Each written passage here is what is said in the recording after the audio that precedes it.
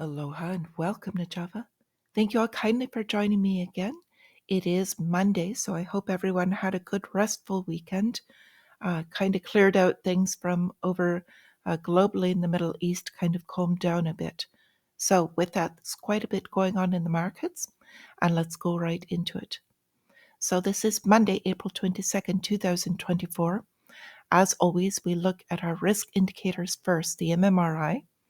Above 306, we're in extreme territory, and it has risen a bit. So, what happened was there were more explosions and things going on in the Middle East between Iran and also Israel, but nothing that really escalated. They both walked this back. So, with this morning, we are watching relative strength of the dollar as well as the 10-year yield. I expect those to pull back a bit. As they do, they're going to give a little bit of room for the stock market to run and ease up on that.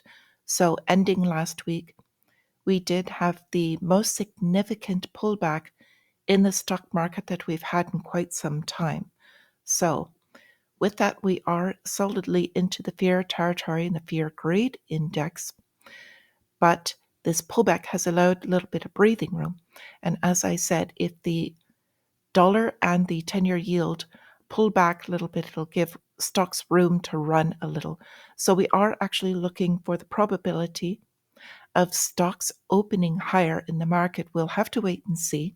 It's only probability, nothing is for certain. But if we look at our stocks currently, as they close, they were down, but we're looking at our futures also looking towards the green. So, stock market today, the general consensus is that world shares are shrugging off the issues that Wall Street had as we're looking towards corporate earnings for this is kind of the final week in earnings season. So Europe and Asia both had their markets kind of go into the green. So with the US, what we're expecting this morning, not really too much. We do have Chicago Fed, their activity index going to be prior to the market open. And then we've got the 3-month and 6-month bill auctions. Those really don't have much effect, but put them on there. So we're really looking towards Tuesday, we'll have the PMI. We will be looking at that as well as new home sales. So we've got earnings coming out this week, and we'll keep an eye on that. With what's going on overseas and globally, stocks recovering as oil and gold were kind of the bounce plays. Now those are under a little bit of pressure as the Middle East is kind of cooling off. So with that, gold set for the largest one-day fall since December, and they're talking about percentages. So gold is still up over the longer term, and I'm still bullish with gold, but this is the pullback. It needs to kind of set its floor and go from there. So we've got a lot of questions as to why the quote unquote the economy, and they're mixing this up with the market again, the resilience in this. And that's because they keep pumping money, they keep flooding the markets with money and inflating the money supply. So that's mostly got to find places to go. And the stock market is a large place where that does find itself. But the economy itself is not doing very well. And we'll go a bit more into that. So, with our economy, the real economy, we've got an apparel retailer, Express. So, this is a large retailer in the US for clothing, not just for men, but they are filing for bankruptcy protection and looking to close over 100 stores. So, they're not the only ones. We're watching small businesses close, either filing for bankruptcy protection or simply going out of business and closing their doors. So this is going to lead to more layoffs, and the real economy underlying it's showing the weakness. So something that kind of goes along with that, as we say over the pond, new Brexit border checks could stifle fine food imports from the European Union. So this is basically kind of going into government control. As they're watching border checks, as they're imposing sanctions, they'll also begin imposing price controls.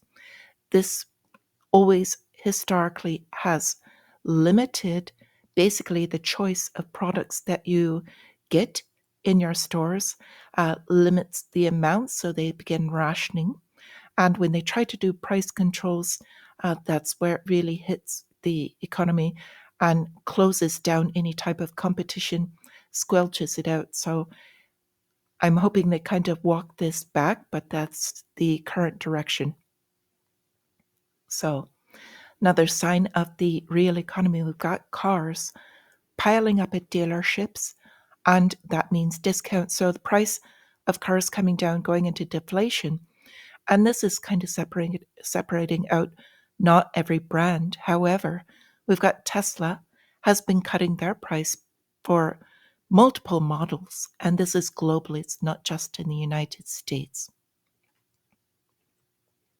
So moving into the wars and the trade wars that are really what's driving a lot of this.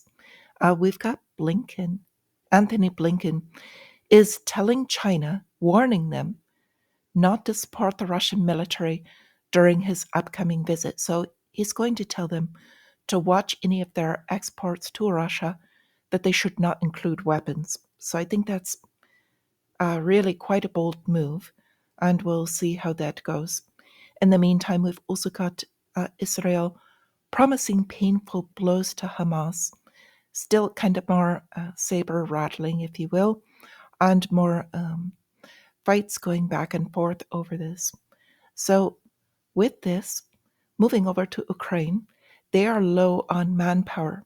So now they're considering military training in schools. So they've already got programs for male students at their universities. Now they're heading down to lower age brackets and putting this in schools. With this, the United States House passed billions, $95 billion in aid, if you haven't heard about this already, and flooding more money, not taking care of their domestic issues, not paying their own bills, but sending this money abroad. And so with this, they are pressuring both Greece and Spain to provide Ukraine with air defense systems. So spreading this across the board. And nobody is asking why this is so critical that they fund this losing war, so to speak, for Ukraine. All it's doing is sending more people into very dangerous areas where they're losing their lives. So, with this in the back, and we've been talking about Turkey, but this is a story that came out about Iran and Syria. Now, they're implementing joint industrial projects, just working together more closely, and we're watching more alliances that are coming together. We've also got a couple of stories with Russia that are coming together with this as well. They're sharing technology and secrets across with BRICS nations and not any unquote unfriendly nations. So with this, going to watch the market on open. I hope you all had a great weekend, and until I see you again, stay free.